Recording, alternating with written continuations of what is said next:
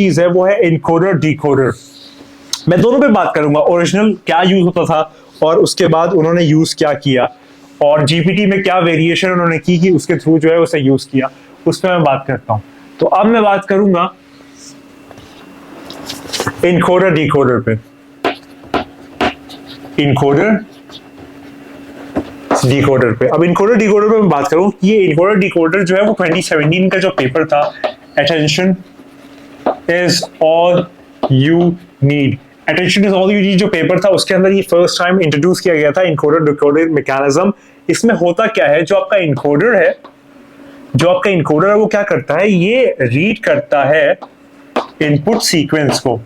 ये input sequence को जो है वो रीड करता है, जैसे कि आपके इंग्लिश सेंटेंसेस हो गए, ये रीड का करने का जो काम है ना, पढ़ने का, उसको लेने का, इनपुट को ग्राफ करने का, वो इनकोडर का काम है। तो ये आपके इनपुट सीक्वेंसेस को की जो भी आप भेजते हो, पूछते हो, वो ये रीड करता है, और रीड करने के बाद जो है वो उसका ये क्रिएट करता है कॉन्टेक्स्ट रिप्रेजेंटेशन। कॉन्टेक्स्ट रिप्रेजेंटेशन करता है, यानी कि किस बारे में बात हो रही है, किस चीज पे बात हो रही है, क्या बात हो रही है, वो जो कॉन्टेक्स्ट रिप्रेजेंटेशन है कि जिस पे वही वाली बात सिमेंटिक मीनिंग कैप्चर हो रही है, यानी कि उसकी मीनिंग जो है एक जैसे, वर्ड्स की जो वेक्टर्स हैं वो एक जैसे हैं, वो सिमेंटिक मीनिंग या फिर कॉन्टेक्स्ट रिप्रेजेंटेशन हो रही है। तो ये चीज जो है वो इनकोडर करता है, ठीक है। अब इसके बाद जो है वो सेकंड प्रोसेस है डिकोडर का। अब डिकोडर क्या करता है उस पर थोड़ी सी बात करता हूं। डिकोडर जो है वो जनरेट करता है आउटपुट सीक्वेंस को। जैसे कि आपने इंग्लिश में सेंटेंस पूछा, आपको फ्रेंच में चाहिए, तो जो फ्रेंच में आपका जो आउटपुट आएगा फ्रेंच सेंटेंस, वो आपका डिकोडर काम कर रहा होगा। अब ये करता क्या है, ये अटेंड करता है इनकोडर रिप्रेजेंटेशंस को, अटेंड करता है, प्लस साथ साथ जो आपका प्रीवियस जनरेटेड टोकन है उसको भी कंसिडरेशन में लेता है।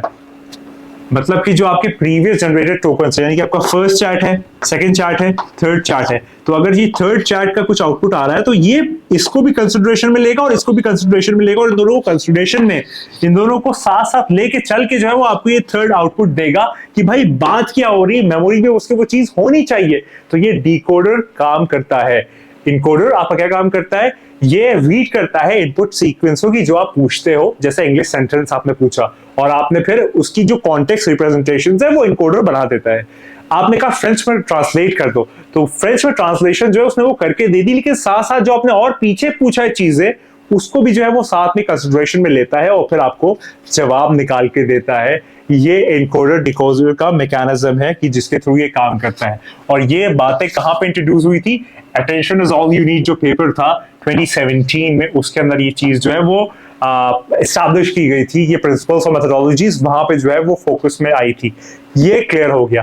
ट्रांसफॉर्मर जो है वो यही मैकेनिज्म यूज करता है। चैट जीपीटी जब आप यूज करते हो तो आपने देखा है 50 सवाल करते हो, फिर अगला जो 51 सवाल है उसमें भी वो पीछे का पूरा कॉन्टेक्स्ट होता है। वो ये नहीं कहता कि हाँ भाई अपना नाम फिर से बताओ, तुमने क्या सवाल पूछा था आज से 5 चैट पहले, वो फिर से बताओ। नहीं, वो सारी चीज अपने कॉन्टेक्स्ट रिप्रेजेंटेशंस पे रखता है और फिर उसके बेसिस पे जवाब आपको देता है। ये एक बहुत ब्यूटीफुल और बहुत ब्रिलियंट काम था attention is all you need encoder decoder mechanism का। अब मैं बात को आगे बढ़ाता हूं और अब मैं चैट जीपीटी की बात करता हूं कि चैट जीपीटी में क्या बैकएंड में वेरिएशन थी। क्या चैट जीपीटी में डायरेक्टली पूरा ट्रांसफॉर्मर यूज कर लिया गया था कि जिसके अंदर इनकोडर डिकोडर मैकेनिज्म था, या फिर कुछ चेंजेस किए गए थे? अगर चेंजेस किए गए थे तो वो चेंजेस क्या थे, आइए देखते हैं।